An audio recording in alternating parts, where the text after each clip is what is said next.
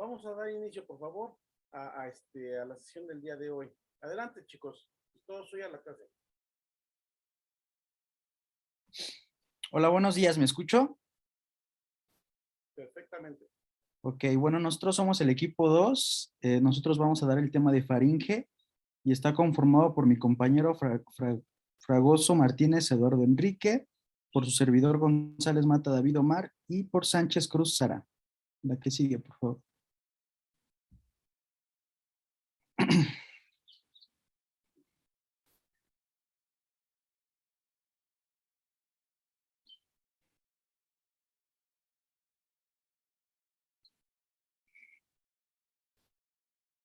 ¿Qué está pasando? Ya terminamos. Perdón, ¿quién sabe qué le pasó a mi compu? Enloqueció. ¿Quién enloqueció, David? No, mi computadora, perdón. Ah, ya. Listo, perdón. Me enloquecí un poquito, doctor. Ok. Bueno, entonces vamos a iniciar con anatomía. Bueno, la faringe va a ser un órgano musculomembranoso impar que se va a encontrar situado por la sexta vértebra cervical y va a estar detrás por las cavidades nasal, bucal y la laringe. La faringe va a estar dividida en tres, en nasofaringe, la orofaringe, que la orofaringe va a ser la parte más amplia, la laringofaringe, que va a ser la parte más estrecha, pero a la vez más larga. La que sigue, por favor.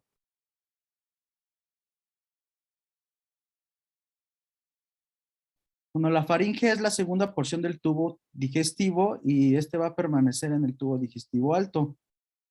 Este va a tener funciones que sus funciones digestivas van a participar en la segunda fase de la deglución, que este va a ser de tipo involuntario y va a usar mecanismos de progresión activa porque estos se van a activar los músculos, que ya más adelante los voy a mencionar. Que esto va a ser para propulsar el bolo alimenticio al esófago. También se va a usar un mecanismo de progresión pasiva, y esto es por la acción de la gravedad. También van a haber funciones extradigestivas, que esta va a ser la defensa, ya que aquí vamos a encontrar amígdalas, las cuales estas amígdalas van a constituir el anillo de Waldeyer.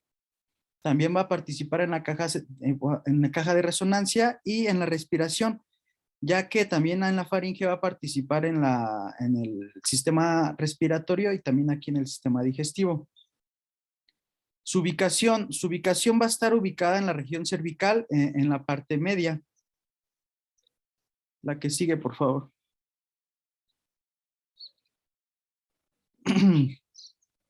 Bueno, la faringe va a tener una forma de embudo o también cilíndrico, que también será llamado infundibular. En su forma vamos a encontrar una parte estrecha en la parte superior, una parte estrecha en la inferior y también en la parte media va a estar amplia. Sus dimensiones, su longitud estará aproximadamente de 14 centímetros. Su diámetro transversal, su superior será de 4.5 centímetros, la parte media de 5 centímetros y la inferior de 2 centímetros. El diámetro anteroposterior en su porción oral será de 2 a 4 centímetros y su porción laringea de 2 centímetros. La que sigue, por favor. Sus límites. Bueno, su límite anterior encontraremos las coanas, el istmo de las fauces, la base de la lengua y la laringe. Su límite posterior será de C1 a la C6. Su límite superior será de la base del cráneo, pero en específico se va a limitar con el proceso pterigoides del esfenoides y el proceso basilar del occipital. Su límite inferior será del borde inferior del cartílago cricoides y de la C6. La que sigue, por favor. Cartílago, no cartílago. Sus relaciones anatómicas, en su parte anterior encontraremos la cavidad nasal, la cavidad bucal y la laringe. Su parte posterior encontramos la columna vertebral, que ya había mencionado que la faringe está de la C1 a la C6. Su parte superior está la base del cráneo, su parte inferior el esófago, y también en sus partes laterales encontraremos los músculos estiloideos, la trompa faríngea timpánica y los nervios craneales, que el glosofaringio, que es el par craneal, el noveno, y el nervio vago, y también los vasos linfáticos.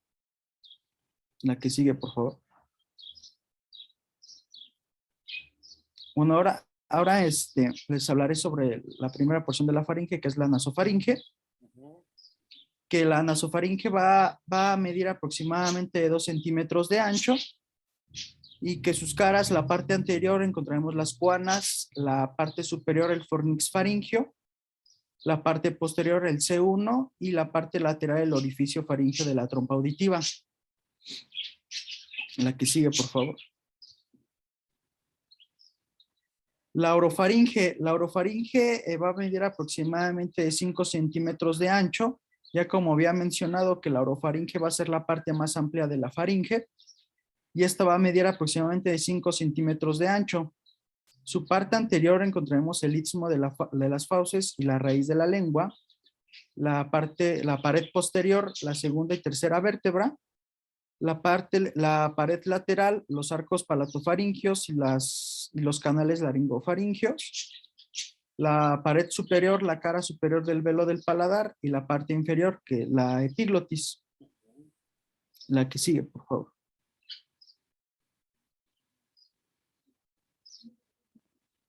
En la laringofaringe, bueno, como ya también había mencionado que aquí la laringofaringe es la más estrecha de la faringe, pero también es la más larga, ya que va a medir de 7 centímetros de longitud y aproximadamente de 300 centímetros de ancho. Sus caras, la pared anterior encontraremos la laringe, la parte posterior, la cuarta, quinta y sexta vértebra, la parte superior la epiglotis y la parte inferior el borde superior del esófago. Es epiglotis, no es epiglotis, es epiglotis.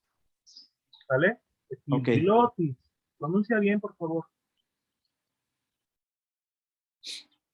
La que sigue, por favor. Adelante, David. Bueno, ahora hablaré sobre los músculos. Los músculos encontraremos en la faringe los constrictores y los elevadores. Los constrictores encontraremos el superior, medio e inferior, y los elevadores, el palatofaringio, salpingofaringio y estelofaringio. Los constrictores, bueno, los constrictores el constrictor superior.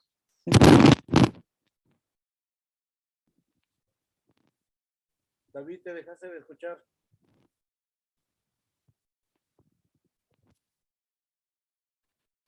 ¿Ya me escuchó? Ya.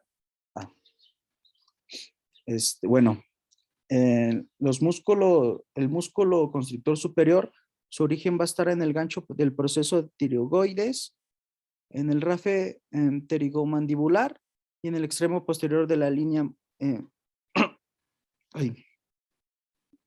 el posterior de la línea miloidea de la mandíbula. Su inserción estará en el tubérculo. Línea miloidea, doctor. A ver, tranquilo. Pausa. Línea miloidea, ya lo vimos, eso ya lo habíamos visto. Tienes que pronunciar bien, doctor, porque si no, estamos, es como si yo dijera, podamos, hagamos, podamos, o sea, hay que pronunciar bien, ya son médicos, muchachos, en serio, en buen plan, ya son de cuarto semestre, tranquilos, relájate. Yo sé que ahorita también los alteró un poco la alarma sísmica, tranquilos. Es importante que pronuncies bien. Rafe, o sea, ¿cómo se pronuncia? Si te vas a tomar un café, no dices café, ¿no? Café. Y entonces es rafe palatino, rafe faringio, línea miloioidea. Estamos hablando de un músculo llamado miloioideo, ¿no? Estamos hablando de epiglotis, no es epiglotis, no va con acento en la I, ¿vale? Es epiglotis, ¿vale? Por favor, doctor. Sígueme, adelante. Ok. Bueno, su inserción del del músculo constrictor superior será en el tubérculo faríngeo de la porción basilar del hueso occipital. Su inervación estará en el ramo faríngeo del vago, que es el nervio craneal, el décimo, y el plexo faríngeo. Y el músculo constrictor medio, en su origen estará en el ligamento estiloideo y del cuerno mayor y menor del ioides. Su inserción será en el rafe faríngeo y su inervación, tanto como también en el músculo constrictor inferior, será en el ramo faríngeo del vago y en el plexo faríngeo. Estos músculos constrictores van a conformar a la capa externa circular de los músculos faríngeos y su función va a consistir en contraer las paredes de la faringe y promover el descenso del bolo alimenticio. Ahora los músculos elevadores, el palatofaringio, su origen será en el paladar duro y en el aponeurosis palatina. La inserción será en el borde posterior de la lámina del cartílago tiroides y lados de la faringe y el esófago. Su inervación, tanto como también en la salpingofaringea, será en el ramo faríngeo del vago y en el plexo faríngeo. El estilofaringio, su origen será en el proceso estiloides del hueso temporal y su inserción será en los bordes posterior y superior del cartílago tiroides.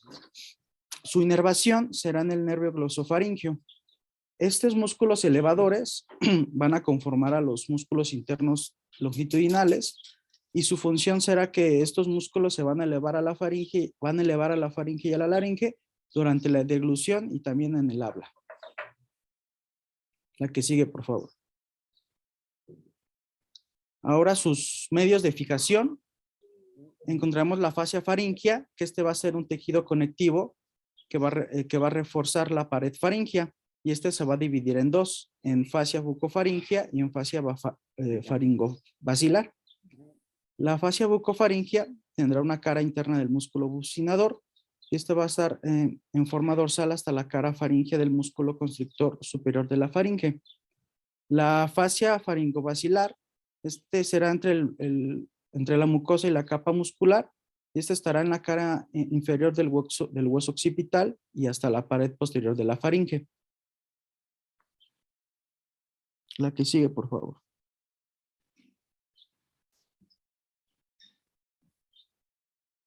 Su irrigación.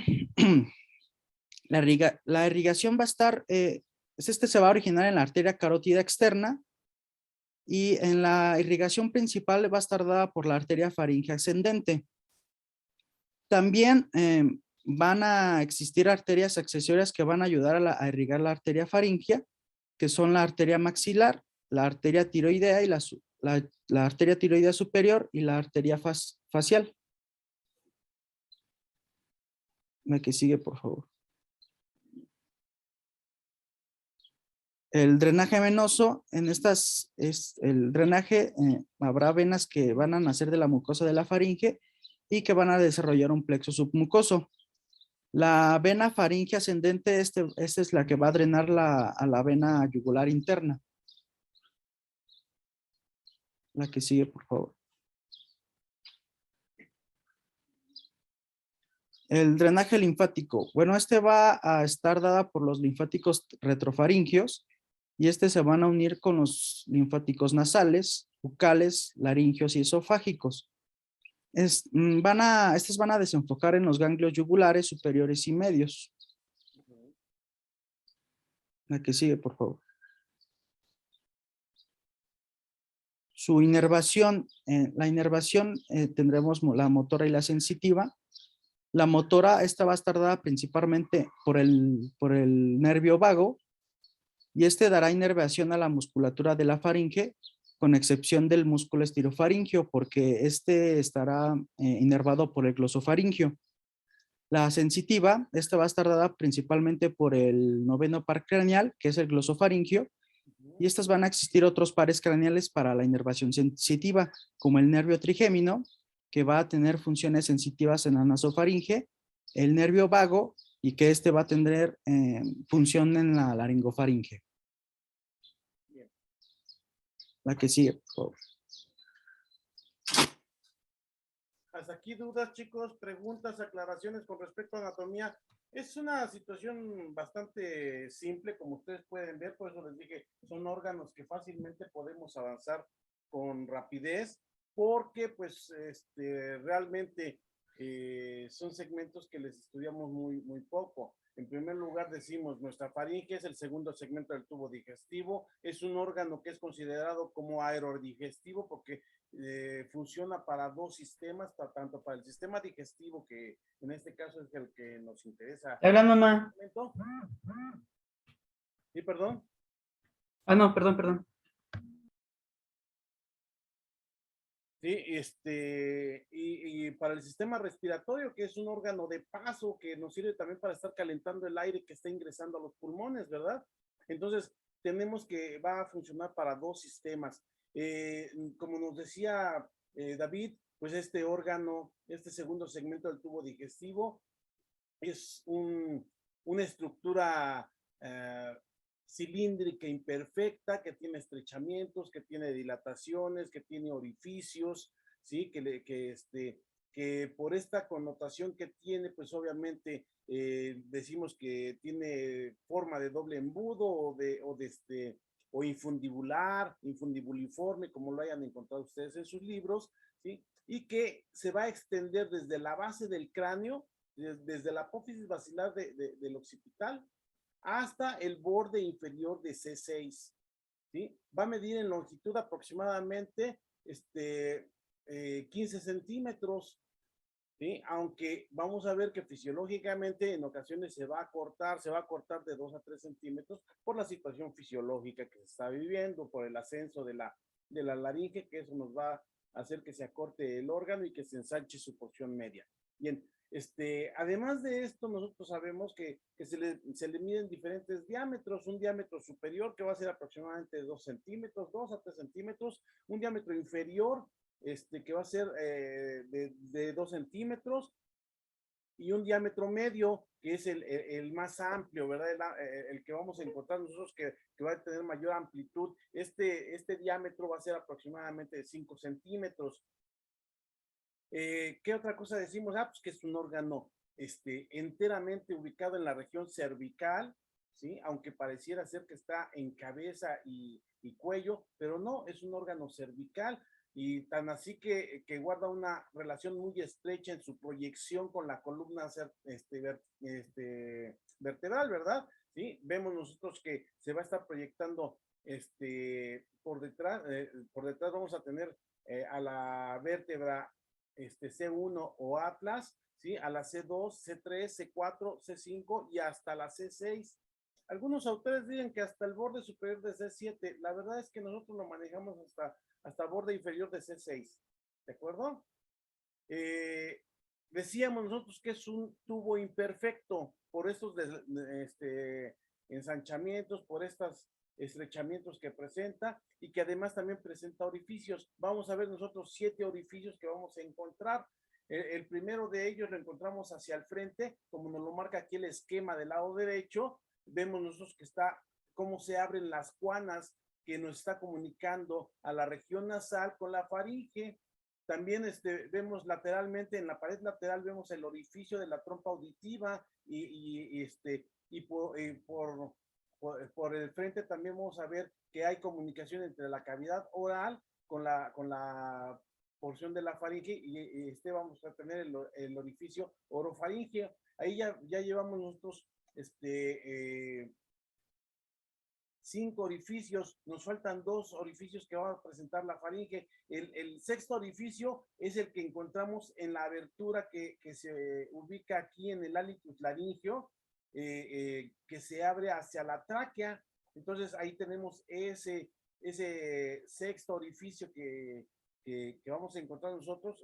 Si nos apoyas con tu puntero, me encantaría muchísimo. Aquí abajito donde dice pliegue ventricular, por abajo vemos ahí el hálito laringeo, cómo se está abriendo hacia la tráquea. Esa línea oscura que vemos ahí, ese pliegue vocal que nos dicen ahí, pues es el hálito laringeo. Ahí vemos las dos cuerdas vocales cómo están ubicadas lateralmente una de la otra. ¿sí? Paralelamente. Y el último orificio, pues lo vemos hacia atrás de esta estructura que es el hálux laringio. Vemos cómo se abre hacia el esófago para comunicarse, para continuarse con con el orificio orofaríngeo. Entonces, este es nuestro séptimo orificio. Vemos que tiene 7 orificios, ¿sí? También podemos mencionar nosotros, aunque ahorita nos lo van a decir en la histología, pero de una vez lo vamos a mencionar, que esta segundo segmento del tubo digestivo, pues va a contener en su mucosa, vamos a tener ahí la presencia de tonsilas, de tejido linfoide que nos va a ayudar a brindarnos defensa. Nos decía hace un rato David, pues tenemos que la faringe cumple funciones digestivas y funciones extradigestivas. Dentro de las extradigestivas, pues está el que nos brinda defensa. ¿Y cómo nos brinda defensa? Por ese tejido linfático que vamos a encontrar ubicado nosotros en la mucosa. Ahorita nos van a decir en qué estrato histológico lo vamos a ver de la mucosa. Pero aquí lo podemos observar nosotros, hacia la porción superior vemos nosotros cómo se acumula, ¿sí? Aquí por detrás de lo que vemos nosotros que dice orificio de la trompa auditiva. Aquí vemos que se acumula en la mucosa de la faringe, en la porción superior, ya en la apófisis basilar del occipital, como hay un acúmulo de tejido linfoideo, que aunque no nos marcan aquí el nombre, pues nosotros sabemos que esa es la tonsila adenoides o tonsila faringea, ¿sí? Que forma parte del anillo linfático. También tenemos nosotros lateralmente, en las paredes laterales, como vemos aquí, un repliegue mucoso semilunar que está cubriendo al orificio de la trompa auditiva, y que ese va a ser la tonsila tubárica, ¿ok? Esa tonsila tubárica va a formar parte, son 2, una de cada lado. Aquí nada más vemos la que se observa en la pared lateral que estamos viendo hacia el fondo de la faringe. Y tenemos nosotros que en la porción de la orofaringe, entre los pilares anteriores y los pilares posteriores, también vemos que aquí hay otro acúmulo. Si me apoyas con tu puntero, vemos ahí, ese es el pilar anterior. Vemos al pilar posterior y en medio esa estructura ovoide que vemos nosotros ahí, alojado entre los dos pilares. Entre los dos pilares decimos que tenemos la fosita amigdalina. ¿Y qué vamos a encontrar ahí? Pues esta estructura también de tejido linfático que son las tonsilas palatinas. Muy distinto a decir glándulas palatinas, ¿verdad? Ya habíamos visto nosotros en boca que las glándulas palatinas se van a ubicar en el paladar duro. Vamos a ubicar nosotros en el tercio anterior del paladar duro. Vamos a encontrar un pequeño repliegue mucoso, un reborde mucoso en el cual vamos a ubicar nosotros esas glándulas palatinas. ¿Qué hacen las glándulas? Las glándulas van a vertir secreciones hacia la cavidad oral. ¿Qué hace la tonsila palatina? La tonsila palatina es tejido linfoide que nos va a brindar defensa. 2 estructuras distintas, aunque se parece el nombre, no es lo mismo, ¿sí? Y están ubicadas en diferente sitio. Entonces, por debajo de esta nosotros vemos que se ve el borde posterior de la base de la lengua. En ese borde posterior de la base de la lengua, vemos también cómo se vuelve un poquito rugosa esa estructura, más abajo, esa es exactamente. Esa estructura que se ve medio rugosa, también es una tonsila, que es la tonsila lingual, que queda por delante de la epiglotis, ¿verdad? Que estamos viendo aquí la epiglotis nosotros, que esa epiglotis es una estructura cartilaginosa que nos va a ayudar en el proceso de la deglución, como nos van a mencionar en un momento más sus compañeros que nos van a hablar de fisiología. Entonces, vemos que esas estructuras que están alrededor de todo lo que es las paredes anteriores y laterales de la faringe, nos van a estar formando unas estructuras que se comunican entre sí con capilares linfáticos, y estos capilares linfáticos a la vez nos van a estar brindando la oportunidad de cerrar el círculo de la faringe, que le vamos a llamar anillo linfático faringeo o anillo linfático de Waldeyer, como lo hayan visto ustedes en respiratorio. ¿De acuerdo? ¿Qué más nos dijo David? Pues también nos dijo, pues como se relaciona hacia tres estructuras que son orificios que se están abriendo hacia la faringe también, pues después vemos que se va a dividir en tres porciones. Una porción superior que le llamamos epifaringe, anatómicamente se le llama epifaringe, ¿sí? También le podríamos llamar nasofaringe o patológicamente, bueno, clínicamente es nasofaringe y patológicamente le llamamos rinofaringe, ¿de acuerdo? ¿Dónde vamos a encontrar esta primera porción de la faringe? La vamos a ubicar desde la apófisis basilar del occipital hasta el borde inferior de C1. Aquí nos pusieron en el esquema borde inferior, la C1 nos la ponen bastante abajo, no está tan abajo, la verdad es mucho más arriba. De hecho, debería de quedar, si me apoyas con tu puntero, ahí donde dice nasofaringe, la línea que dice nasofaringe arriba, a partir de esa línea que dice nasofaringe hacia arriba, hacia donde dice las cuanas, es donde deberíamos de tener ubicada esa primera vértebra cervical, que es el atlas, ¿sí? Que corresponde a la proyección anatómica que debe de tener la nasofaringe. Y ya por debajo de esta línea debería de estar ya C2, C3, que llegaría hasta donde dice orofaringe, la estructura que abarca prácticamente todo, completamente ese esquema que nos hicieron del atlas, de la primera vértebra cervical. Ahí deberíamos de tener las dos vértebras cervicales que siguen, C2 y C3, porque son las estructuras donde se va a estar proyectando básicamente la orofaringe. ¿Ok? Por debajo de esta vemos nosotros al orificio del halitus laringio y vemos que se va a relacionar con tres cuerpos vertebrales, aunque aquí ya no corresponden por lo que les estoy diciendo que nos pintaron muy abajo la columna cervical. Bueno, pues ustedes sí deben de saber que esta estructura que corresponde a la laringofaringe o hipofaringe, perdón, se me olvidó mencionarles que la segunda se llama mesofaringe, orofaringe o bucofaringe, ¿de acuerdo? La tercera que estamos mencionando se extiende desde el borde inferior de C3, abarcando C4, C5 y C6. O sea, abarca tres cuerpos vertebrales. Como les dijo David, es una estructura más estrecha, pero también es más larga. Abarca tres cuerpos vertebrales, mientras que la primera solo abarcó un cuerpo vertebral, la segunda abarca dos cuerpos vertebrales, la tercera abarca 3 cuerpos vertebrales. ¿De acuerdo? Y aquí vamos a encontrar nosotros que se le llama hipofaringe o laringofaringe. Nada más tiene esos dos nombres. ¿Qué otra cosa nos dijo David? Bueno, pues también nos dice, este órgano es un órgano fibromuscular. Su estructura básica es fibromuscular, donde las fascias musculares nos van a estar haciendo las veces de una submucosa y las veces también de una adventicia que nos va a dar fijación y la vamos a conocer como fascia faringobacilar, que nos van a mencionar ahorita en la histología. Estructuralmente vamos a ver que la faringe está constituida por los músculos constrictores, un constrictor superior, un constrictor medio y un constrictor inferior. De las fibras inferiores del constrictor inferior, ojo, muy importante que lo recordemos porque lo vamos a ver en el siguiente tema, que es esófago. De las fibras inferiores del constrictor inferior se desprenden fascículos musculares que van a rodear una semiluna, un semiarco que rodean a la porción superior del esófago y nos van a formar el esfínter esofágico superior, un esfínter anatómico. ¿De acuerdo? ¿Hasta aquí alguna duda, alguna pregunta, alguna aclaración? Creo que no. Entonces seguimos.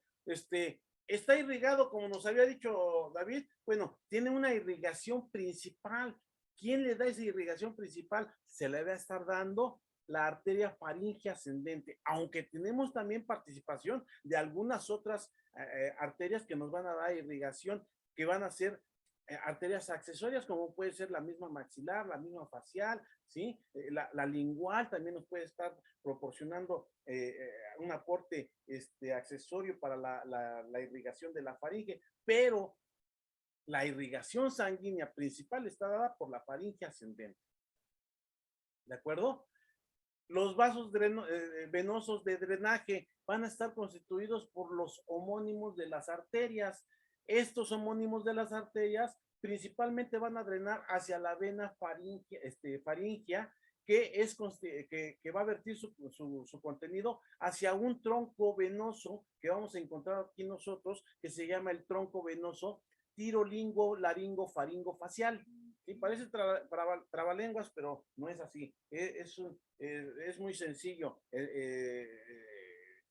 Si ustedes se dan cuenta, al decir tronco, tiro, lingo, laringo, faringo, facial, nada más podemos poner como mnemotecnia sus iniciales de cada uno de ellos y vemos que va a ser TT, LL, FF, ¿sí? Y ese tronco está recogiendo la sangre de todas las venas que vemos nosotros, que nos dan irrigación tanto a la boca como a la faringe. Y entonces este tronco tirolingo faringo facial, ¿hacia dónde se va? Se va hacia la yugular interna, y de ahí de la yugular interna, pues obviamente esta yugular se conjunta con la yugular externa, nos hacen la yugular común, se une con la subclavia derecha o izquierda y nos forman el tronco venoso brachiocefálico derecho e izquierdo. Los dos troncos venosos se unen entre sí y nos forman la cava superior. Y la cava superior, pues ya sabemos que va a llegar ¿a dónde? A corazón, ¿sí? A nuestra aurícula derecha. Bien, entonces así ya recogimos la sangre de toda nuestra faringe y de paso revisamos que también nos está recogiendo sangre de nuestra boca. Bien, y el drenaje linfático, ¿quién nos va a dar el drenaje linfático? Ya poníamos como ejemplo cuando estábamos hablando de linfáticos, que el anillo linfático de Waldeyer pues, constituye parte de esas tonsilas linfáticas que van a estar brindando defensa y que obviamente van a tener linfa. Esta linfa de estas tonsilas, ¿hacia dónde se van a dirigir? Tenemos un grupo ganglionar importante que se ubica aquí en la región cervical, que va a estar constituido por dos pequeños grupos ganglionares, que va a ser el grupo ganglionar yuguloioideo y el grupo ganglionar yugulodigástrico, ¿sí? Cuando son ganglios cervicales laterales superficiales, se van a drenar hacia los yuguloioideos. Si son ganglios profundos, como los que acabamos de mencionar del anillo linfático de Waldeyer, estos se van a dirigir hacia los yugulodigástricos. De los yugulodigástricos, dependiendo si estamos del lado derecho o del lado izquierdo, si estamos del lado derecho, van a vertir su contenido hacia la gran vena linfática o conducto linfático derecho. Y el conducto linfático derecho va a vertir esta linfa que está colectando en el ángulo yúgulo subclavio del lado derecho, en el tronco, ahí donde se une la yugular con la subclavia para formarnos el tronco brachiocefálico derecho, ahí se va a incorporar también la gran vena linfática o conducto linfático derecho. Si estamos por lo contrario, en el otro lado, en el lado izquierdo, ¿hacia dónde se irá? Pues se va a dirigir hacia sus plexos linfáticos, se van a dirigir de los yugulodigástricos izquierdos hacia el callado del conducto torácico o conducto linfático derecho. Este conducto linfático derecho, ¿hacia dónde va a vertir su contenido de linfa? Pues lo va a vertir hacia el ángulo hacia el ángulo yúgulo subclavio del lado izquierdo, ¿sí? Ahí en ese ángulo yúgulo subclavio izquierdo, también toda esa linfa del lado izquierdo de la región cervical va a incorporarse hacia la circulación general, llegando al tronco brachiocefálico ahora izquierdo. Y ya sabemos que los dos troncos brachiocefálicos se unen para formarnos la cava y llegar al corazón. ¿Ok? Esos son nuestros ganglios que vamos a encontrar nosotros, nuestros drenaje linfático que vamos a encontrar. Hay algunos otros linfonodos que puedan estar funcionando aquí, aparte del anillo linfático de Waldeyer, pues sí tenemos ganglios cervicales laterales superficiales como los que acabamos de mencionar. Cuando son esos ganglios superficiales laterales, estos, ya les dije, se van a los ganglios principales yuguloyoideos, y los yuguloyoideos vierten su contenido hacia los yugulodigástricos, y los yugulodigástricos vierten su contenido ahora ¿hacia dónde? Pues depende, si es del lado derecho, ya dijimos, vena linfática, si es del lado izquierdo, hacia el callado del conducto torácico, ¿de acuerdo?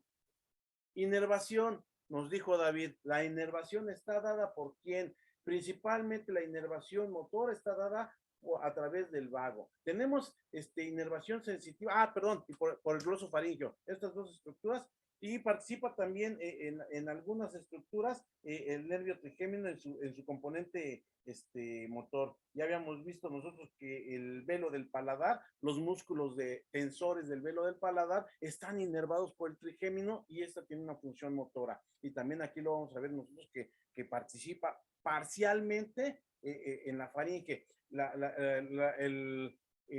mayor parte de la inervación motora va a estar dada por el glosofaringio, y también participa secundariamente el vago. Bien. Y ya por último, ya para concluir este pequeño resumen que les di, pues hablamos acerca de que segundo segmento del tubo digestivo tiene una fijación a través de esa estructura neuromuscular que se está formando, que es la fascia muscular, ¿sí? Que hacia el interior nos va a hacer las veces de submucosa, hacia el exterior nos va a hacer las veces de adventicia, dando la fijación hacia las estructuras óseas que se encuentran hacia arriba y hacia atrás, ¿sí? Formando la fascia faringovacilar. ¿De acuerdo? ¿Hasta aquí alguna duda, pregunta o aclaración? ¿Ninguna? Bueno, adelante, continuemos, porque ya les robé mucho tiempo de exposición a los de histología. Ya nada más les dejé 5 minutos para dar histología. No se preocupe, doctor. La damos rápido. Adelante, Bueno, Eduardo. ¿Sigues tú? vamos a continuar. Sí, soy yo. Ándale, adelante. Bueno, vamos a continuar ahora con lo que viene siendo la histología, y tenemos que en nuestra histología vamos a tener capas principales, como en los tejidos anteriores. Vamos a tener una capa de la mucosa, y bueno, aquí vamos a tener una capa faringovacilar, puesto que no encontré una capa submucosa, sino que la encontré como faringovacilar, una capa muscular y la adventicia o la aponeurosis. La que sigue, por favor.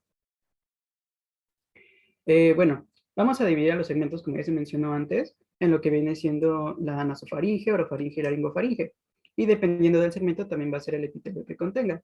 Esto va a depender de qué tan expuesto esté a los efectos abrasivos de los alimentos, ¿no? Por ejemplo, en el caso de la nasofaringe, al no estar expuesta a los alimentos, va a tener un epitelio pseudoestratificado ciliado con células caliciformes, mientras que lo que viene siendo la orofaringe y la laringofaringe tienen un epitelio estratificado plano no queratinizado. Dentro de los epitelios también vamos a encontrar una lámina propia, y tenemos que en la nasofaringe, la lámina propia va a tener un tejido conectivo laxo, donde vamos a encontrar tejido linfático en amígdalas. Y aquí, bueno, vamos a mencionar más adelante lo que es el anillo de Waldeyer, y vamos a tener la amígdala faringea, o también conocida como adenoides, y que se localiza en el techo de la nasofaringe y las amígdalas tubáricas. En la lámina propia de lo que viene siendo orofaringe y laringofaringe, vamos a encontrar igualmente tejido conectivo laxo, tejido conectivo fibroelástico, tejido linfático y abundantes vasos sanguíneos, junto con glándulas que van a ayudar a la formación del moco, que son glándulas mucosas, y van a brindarle sostén al epitelio. La que sigue, por favor. En esta imagen de aquí les pongo un corte histológico de lo que viene siendo el epitelio pseudoestratificado cilíndrico ciliado con células caliciformes. Y bueno, esta es ¿cómo se dice? Bueno, pues sí, los índices, ¿no? De lo que podemos encontrar. Ahí podemos encontrar que la EP es lo que viene siendo el epitelio pseudoestratificado cilíndrico ciliado. La C de la imagen del lado derecho son los cilios, y la GC son las células caliciformes. La que sigue, por favor. Y aquí tenemos otra imagen de otro epitelio, que es el epitelio estratificado plano no queratinizado. Y bueno, aquí nada más se está representando con la SS, que pues es lo único que señala ahí. ¿no? Ujú. La que sigue, por favor. Ahora, si continuando con el anillo de Waldeyer, pues bueno, estas son amígdalas palatinas que van a ser estructuras que más que nada van a consistir en lo que son masas de tejido linfático. Y lo vamos a encontrar ubicados a ambos lados de la faringe, junto con amígdalas de las faringeas, que ya lo había mencionado anteriormente, que también se le conoce como adenoides, amígdalas linguales, y van a formar el anillo en la entrada de la orofaringe. Que bueno, van a contener abundantes nódulos linfáticos y estos van a estar situados más que nada en lo que viene siendo la mucosa. Entonces, tenemos que el anillo de Waldeyer es el conjunto de contenido linfoide de la pared faríngea y de la raíz de la lengua.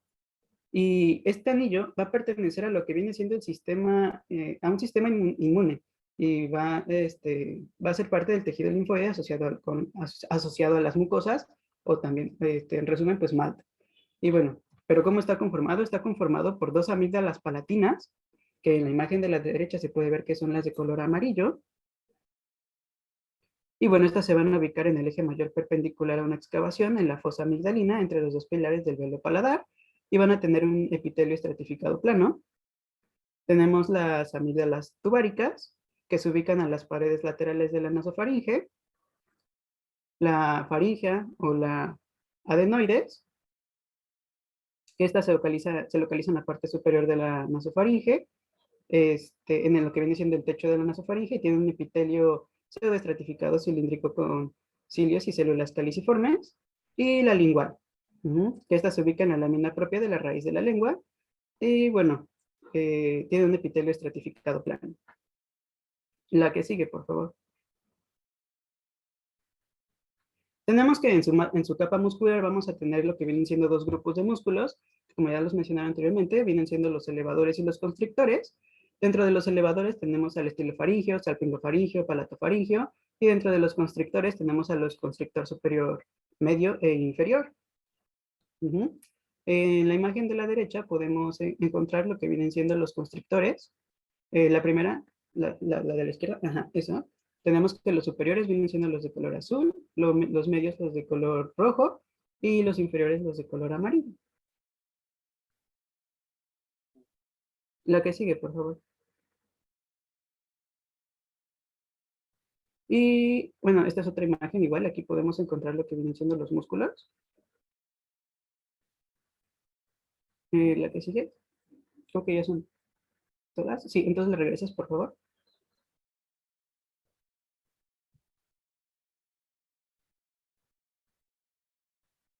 No, le regresas. Un segundito, no sé qué Ya se está volvió pasando. loco ahora, Eduardo. No digo, No sé, la no sabe qué presentación. le pasa a mi Ok, computadora. dudas, Un chicos, segundo. preguntas de histología.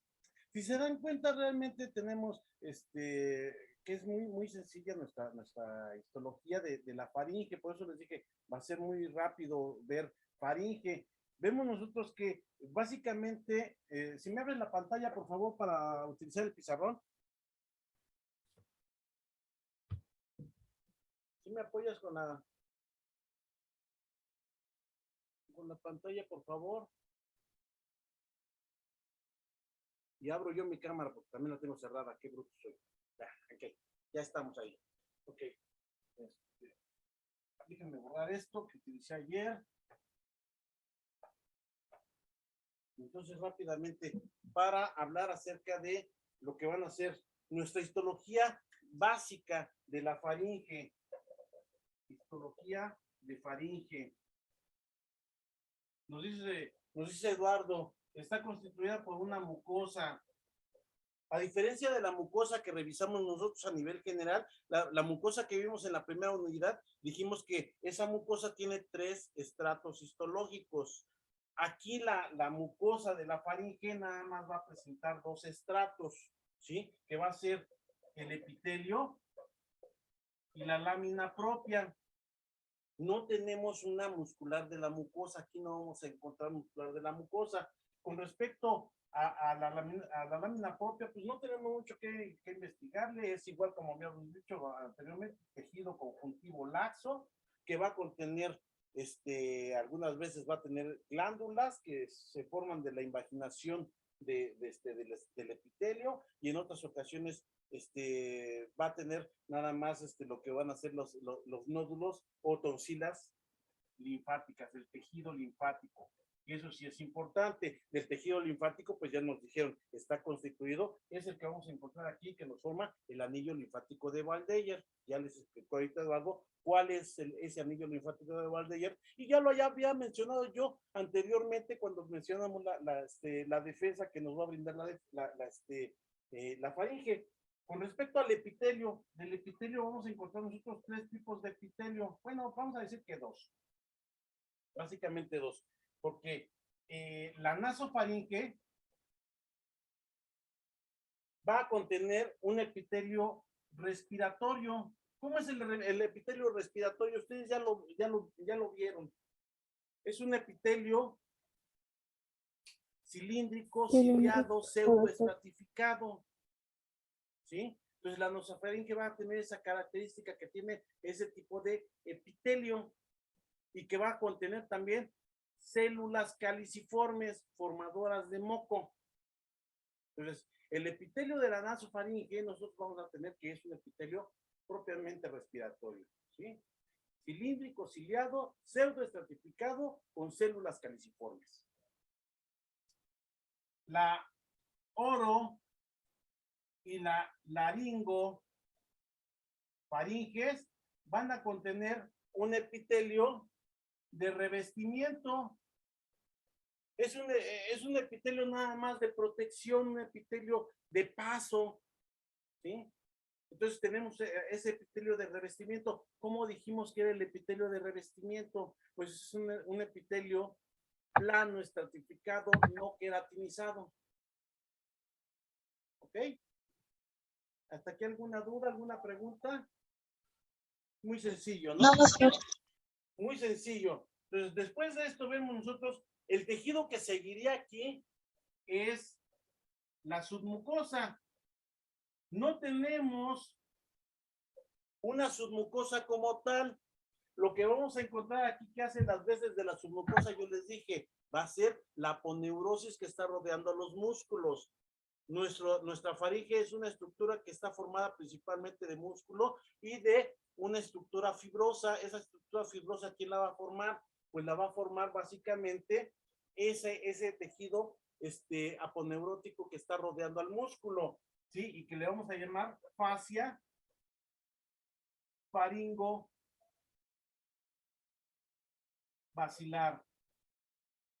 ¿Sí? Y que dijimos, esta fascia faringo-basilar también se proyecta hacia atrás, formándonos una especie de adventicia que les va a dar la fijación hacia las estructuras óseas desde la apófisis del occipital hacia la columna vertebral. ¿De acuerdo? Entonces, después tenemos que va a haber músculos dentro de la estructura muscular. Nuestra siguiente capa es esa estructura muscular y vamos a encontrar a los músculos propios de la faringe. ¿Cuáles son esos músculos propios de la faringe? Los constrictores, que es músculo estriado involuntario. ¿Cuántos tipos les mencionó Eduardo que teníamos? Pues nos mencionó que teníamos 3, un constrictor superior, un constrictor medio y un constrictor inferior. Y yo les dije una pequeña característica del constrictor inferior, que las fibras inferiores del constrictor inferior nos iban a formar una semiluna que está rodeando a la porción superior del esófago cervical. Y de esta manera vemos nosotros que se forma de esas fibras el esfínter esofágico superior. ¿De acuerdo? Y por último tendríamos una adventicia, pero no hay una adventicia como tal, ¿verdad? ¿Quién va a hacer esas veces de la adventicia? Pues la misma fascia faringo-basilar. Y de esta manera, pues estamos viendo ya nosotros el resumen de nuestra histología. ¿Dudas, preguntas, aclaraciones hasta aquí? No, doctor. ¿Todo bien? ¿Podemos pasar a fisiología, que es la parte complicada de este asunto? Sí, Eduardo, dime. Sí, dile, Híjoles, adelante. ¿le podrán en este caso dejar de compartir tantito la pantalla para volver a visualizar el esquema del doctor? Ah, Bueno, ya ya lo lo arreglé. No, bueno, no se preocupe. Bueno, nada más para destacar, porque yo creo que el esquema que les mostraron es un esquema, bueno, es un cuadro sinóptico bastante, bastante interesante, bastante ¿Qué me resumido. lo Yo vuelvo creo a que, poner, no, yo creo que, me imagino que ya con esto se integró muy bien. Nada más para puntualizar, doctores, es importante que, que se entienda que la histología de la faringe es prácticamente la misma que que en el resto del tubo digestivo. Digo, me queda claro que la faringe forma parte es el segundo segmento del tubo digestivo. Entonces, ¿qué va a tener? Mucosa, muscular, ¿no? Pero aquí es importante que lo que les mencionó el doctor con relación al esquema, al cuadro sinóptico, que ahí les comentaba el doctor, no hay submucosa, hay una fascia faringovacilar, ¿sale? Para fines de módulo, para fines de evaluación, si por ahí les llegan a preguntar, diga cuál es la capa que está ausente en la faringe, es la submucosa. ¿Y por qué? Porque en lugar de haber una submucosa existe una fascia faringovacilar, o también pueden plantearles así, capa que sustituye a la mucosa en la faringe, pues es la fascia faringovacilar, ¿vale? Entonces, hay una capa mucosa, como les dijo el doctor, con su epitelio y su lámina propia. Aquí también no encontramos como tal una muscular de la mucosa, aunque algunos histólogos refieren que existe una muscular de la mucosa muy rudimentaria, muy delgada en la zona respiratoria de la faringe, ¿no? Estamos hablando de la nasofaringe, donde hay epitelio respiratorio. Puede que se llegue a describir, pero no es así como que una capa tan importante. Entonces, para fines prácticos, por eso decimos solamente tiene epitelio, lámina propia, ¿sale? Epitelio, ya les dijo el doctor, en la naso, respiratorio, ¿no? Como ustedes ya lo saben y lo conocen en sus clases de respiratorio, ¿no? Cilíndrico, ciliado, estratificado, con glándulas caliciformes, productoras de moco, amén, ¿no? Así se los piden que se los aprendan, ¿no? Por ahí, algunas clases anteriores por ahí nos decían unas glándulas caliciformes en la lengua. Les decían, no, las glándulas caliciformes se van a encontrar en otras zonas del tubo, por ejemplo, en el intestino, ¿no? Y aquí en el epitelio respiratorio también se encuentran estas glándulas caliciformes, ¿vale? La capa muscular también importante y muy interesante, está constituida, como les decía el doctor, por dos músculos, por dos capas, ¿no? Una compuesta por constrictores y otra por elevadores. Fíjense, yo siempre les digo o trato de hacerles como que la relación, ¿no? De palabras.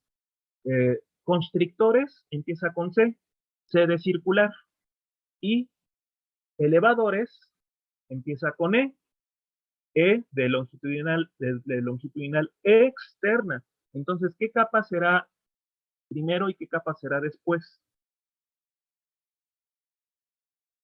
¿Cuál será la capa de músculos que va primero y la que está adosada a la fascia faringovacilar? ¿Y cuál es la capa que iría después y la que ya estaría, digamos, relacionada más con una adventicia, entre comillas, ¿no?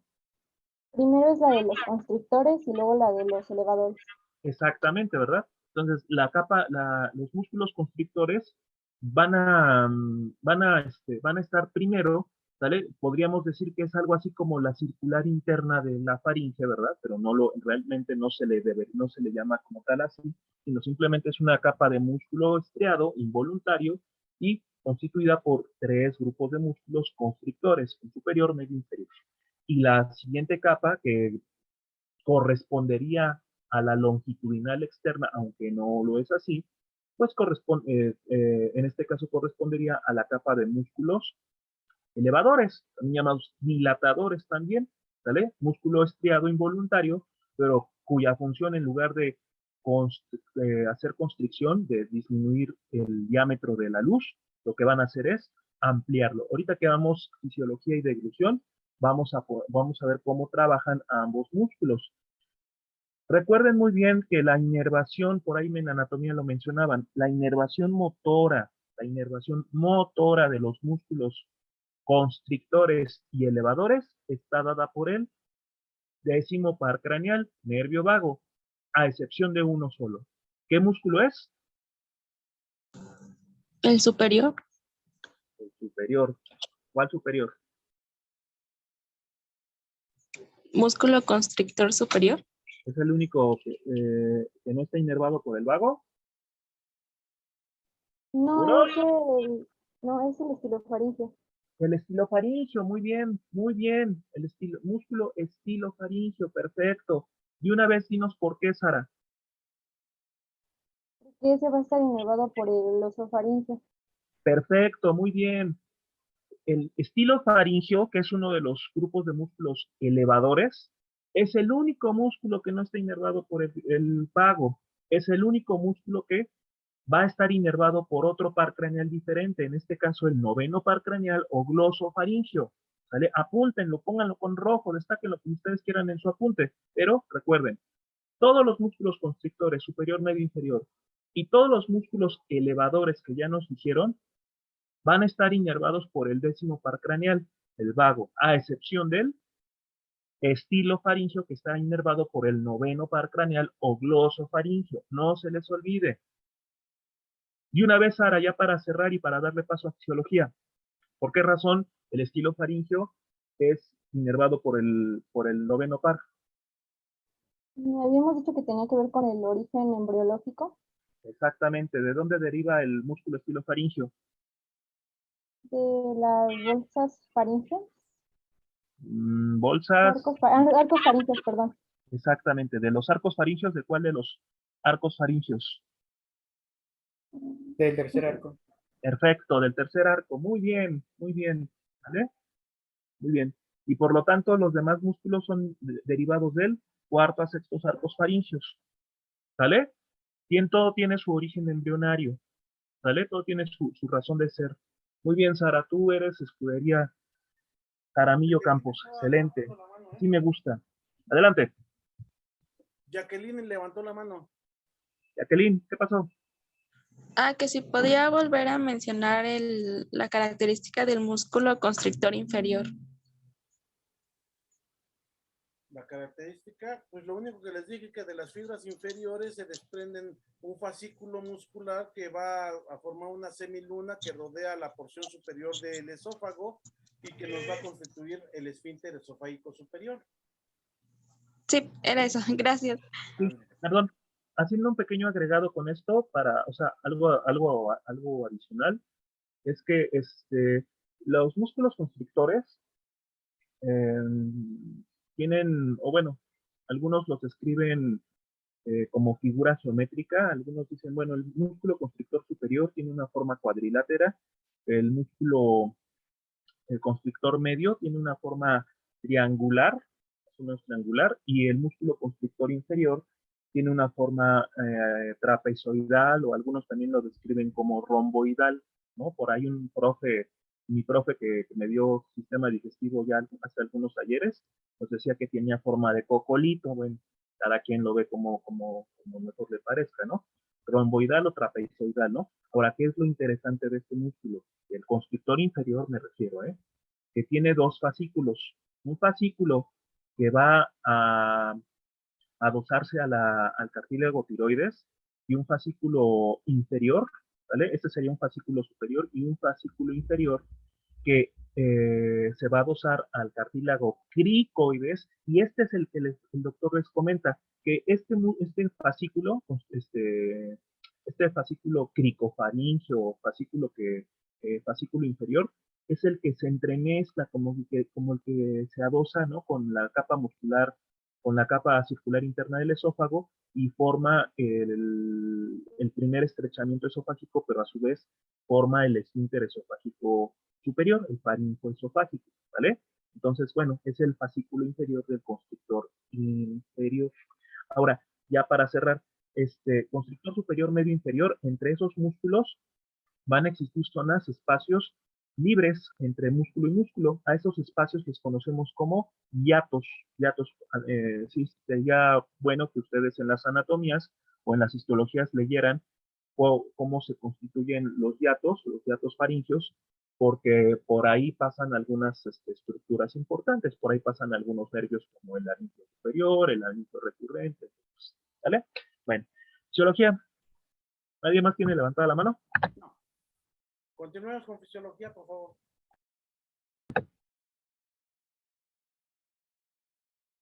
Listo, ¿ya se ve mi pantalla, doctor? Sí, ya estamos en pantalla. Ok, bueno, vamos a empezar a hablar sobre la fisiología y la participación en el proceso digestivo de la faringe. La faringe va a participar en la fase faríngea de la dilución, que es involuntaria. Como ya sabemos, la dilución va a constar de 3 fases: la fase oral, la faríngea y la esofágica, de la cual únicamente la fase oral va a ser voluntaria. Para que se realice este proceso van a llevarse a cabo diversos mecanismos. Primero voy a mencionárselos aquí como puntos clave y ahorita se los voy a explicar con una imagen. Se lleva a cabo el cierre de la laringe y de la nasofaringe, esto para que nada de alimento ni pues, del bolo alimenticio pase a la laringe y con ello pues a las vías aéreas inferiores y ni a la nasofaringe. También se lleva a cabo la apertura del esófago, más precisamente del esfínter esofágico superior, y se lleva a cabo una onda peristáltica rápida dada por los músculos constrictores de la faringe. Este va a ser un proceso bastante rápido que va a durar 1.5 a 2 segundos aproximadamente, y se va a interrumpir la respiración cuando este se realiza, ya que el centro de la dilución va a inhibir específicamente al centro respiratorio y pues la va a interrumpir, no importa en cualquier punto del ciclo ventilatorio en el que se encuentre. El siguiente, por favor. Ay, no, los está presentando yo, perdón, los nervios. Bueno, primero, antes de decirles cómo va a suceder esto, voy a hablar sobre el control nervioso de la fase faríngea. Este va a ser un acto reflejo. Lo primero que va a pasar es que se van a estimular los receptores sensitivos involuntarios de la faringe. Estos van a ser receptores muy susceptibles al tacto, que se van a encontrar en la parte posterior de la faringe y se dice que forma como un anillo en la entrada de la faringe. También va a estar en los pilares anteriores, por eso. Y entonces, cuando nosotros pasamos el alimento de forma voluntaria hacia la parte posterior de la faringe, se van a estimular con el tacto del alimento. Y esta aferencia va a ser llevada por los pares craneales, el 5, que es el trigémino, y el 9, que es el glosofaringeo. Va a ser llevada al centro de la dilución, que es donde se va a integrar el reflejo. Este centro de la dilución va a estar en la médula oblonga, o también bulbo raquídeo, y en la región inferior de la protuberancia. Va a ser integrada por el centro principal, que es el núcleo del tracto solitario, y por el centro accesorio, que es el núcleo ambiguo. Y bueno, ya una vez que se integró aquí el reflejo, la eferencia va a ser llevada por los pares craneales del 5, el trigémino, el glosofaringeo, el vago y el hipogloso hacia la faringe, hacia su musculatura y también hacia la musculatura de la lengua. Aquí en la imagen de la derecha podemos ver la emergencia de los pares craneales y podemos ver cómo se conectan hacia la faringe. Es un esquema muy simple. Y en esta otra imagen podemos verlo un poco más, no sé, detalladamente. Aquí podemos ver el centro de la dilución, como les decía, se encuentra en la médula oblonga y en la región inferior de la protuberancia. Y vemos cómo se conectan los nervios glosofaringeo y vago aquí a la parte posterior de la faringe y también hacia el velo del paladar. Y bueno, con estas imágenes les voy a explicar lo que les comentaba con todos los acontecimientos que ocurren para que se lleve a cabo esta fase faríngea. En la imagen de la izquierda podemos ver la posición de las estructuras antes de la dilución. Incluso podemos ver el bolo alimenticio realizando la fase oral de la dilución. Y en esta imagen podemos ver ya cómo se está realizando la dilución, la fase faríngea. ¿Qué es lo primero que va a pasar? Bueno, vemos aquí, primero vamos a poner atención en el velo del paladar. El velo del paladar se va a desplazar hacia atrás y va a ocluir la comunicación que hay entre la nasofaringe y la orofaringe. Esto lo va a hacer a través de la contracción del músculo tensor del velo del paladar, el músculo palatofaríngeo, y también participa el músculo de la úvula. Y pues como les decía, esto va a impedir que el alimento pase hacia la nasofaringe. Después vamos a poner aquí atención en la laringe.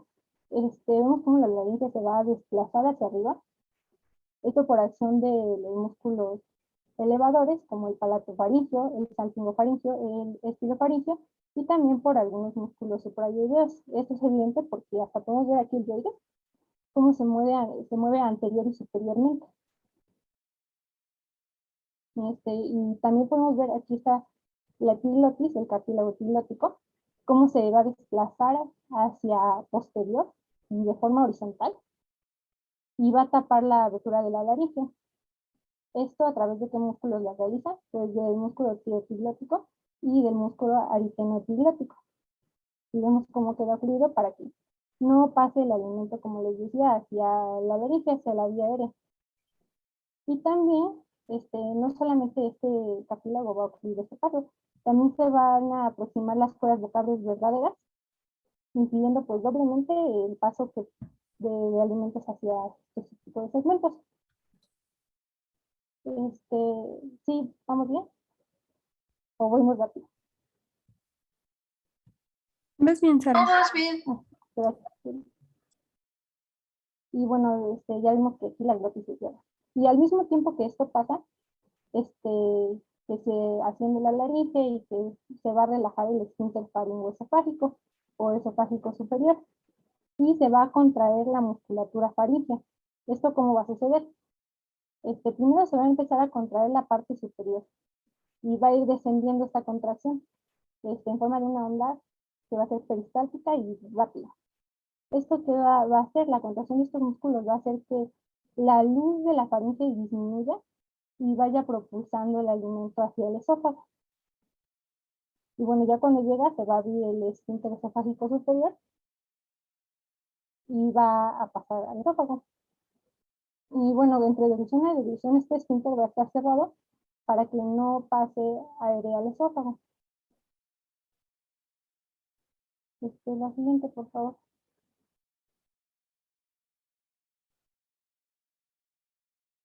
Y bueno, en cuanto a las funciones extradigestivas, ya habíamos mencionado bastante de esto, pero va a tener una función inmunológica, la función de defensa, a través del anillo linfático de Waldecker. Ya habíamos mencionado que va a haber una amígdala faríngea o adenoides que va a encontrarse en el techo de la nasofaringe, dos amígdalas tubáricas o de Girlach, que se encuentran igualmente en la nasofaringe, y dos amígdalas palatinas o tonsilas, que están en la orofaringe, igualmente que una amígdala lingual. Va a tener la función de la fonación, ya que se considera que es parte del aparato resonador y va a amplificar el sonido que realizan las cuerdas vocales verdaderas. También va a ser importante en la conducción de aire, ya que forma parte de la vía aérea de conducción, que va a desplazar el aire a segmentos más inferiores de la vía aérea. Y pues eso sería todo por mi parte. Muy bien. No sé si fue percepción mía, pero no escuché que mencionaras el arco reflejo de la deglución involuntaria. No sé si estoy en lo correcto. ¿Sí lo mencionaste, hija? Sí, pero mencioné que era un reflejo. Aquí lo tengo en una diapositiva. Pero si hablaste de los constituyentes del arco reflejo, o sea, de la vía aferente, los núcleos integradores y del sí, aquí están ya. Aquí está, sí. Sí, muchas gracias. No, nada más me distraje un momento y pensé que no lo habías mencionado, pero ya aquí está. Perfecto, muy bien. ¿Dudas, chicos? ¿Preguntas?